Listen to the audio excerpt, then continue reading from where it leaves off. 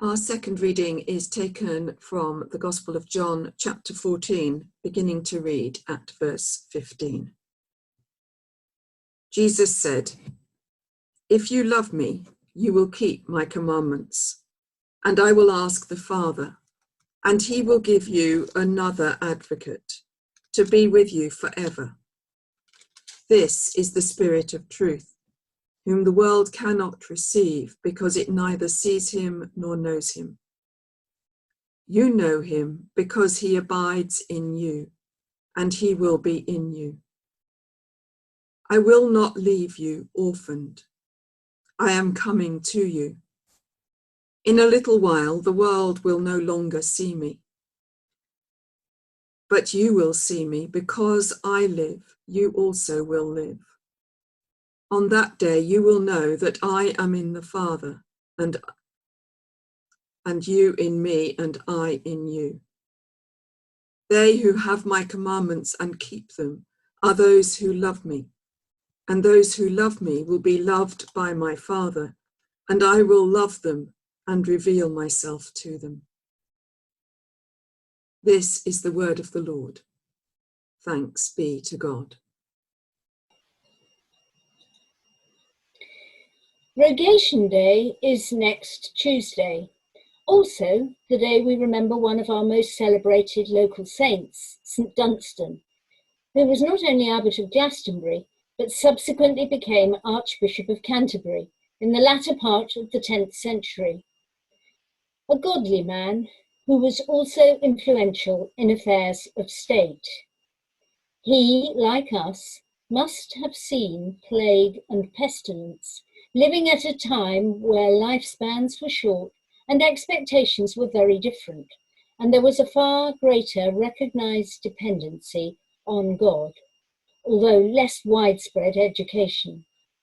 Today, in a very different world, with our churches temporarily closed, our worship home-based or online in isolation, may we still give thanks to our God and remember his timelessness, his presence in creation, and the promise we have that always he will be with us. Rogation Sunday is traditionally when the Church has asked for God's blessing on the crops and those who produce our food.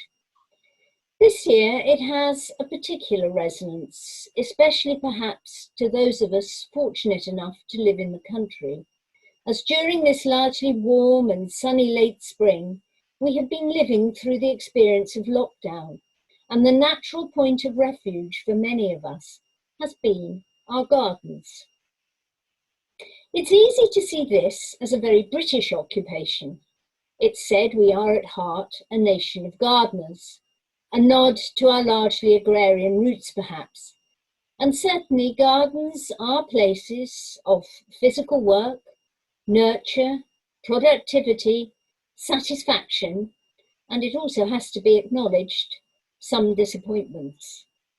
You can lose yourself in a garden. You can strive for improvement, see what you have achieved, and it never stands still, even in the depths of winter. Despite the frustrations of pests and diseases, in the end, there is always something satisfying to be had, and actually eating the results of your efforts is hard to beat. There is just something fundamental about getting a bit of dirt under your fingernails.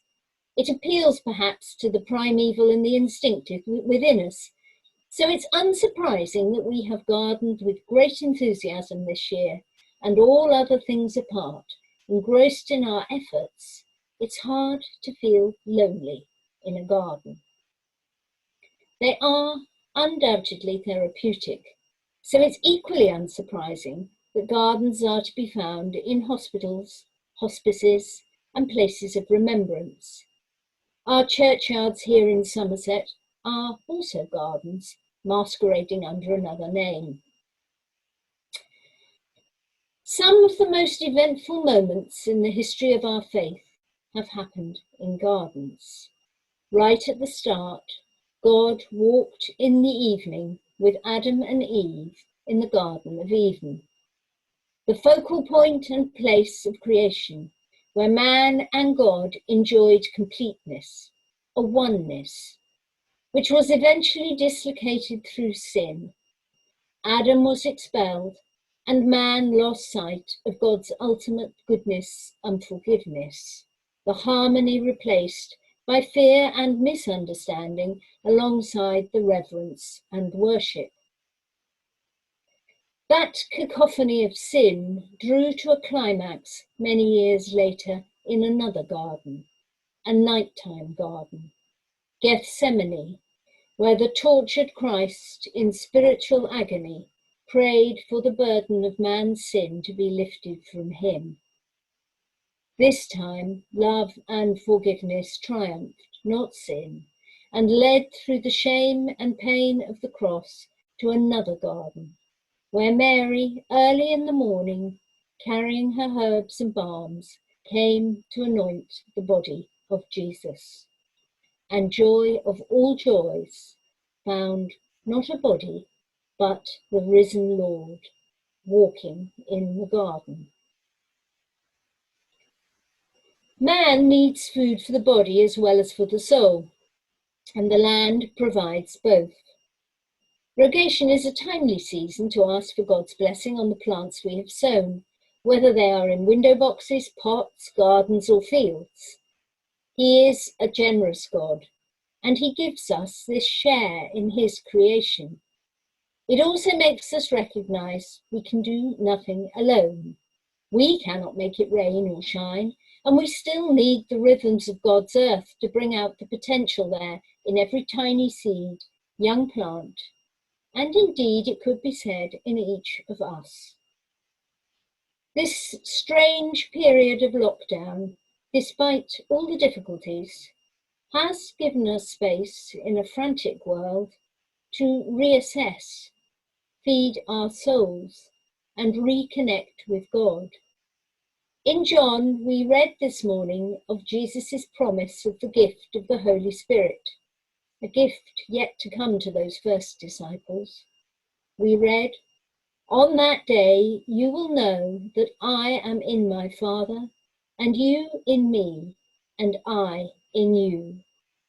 Those words of Jesus describing that intrinsic circle of love between God and man, known by Adam, dislocated by sin, and restored through Christ.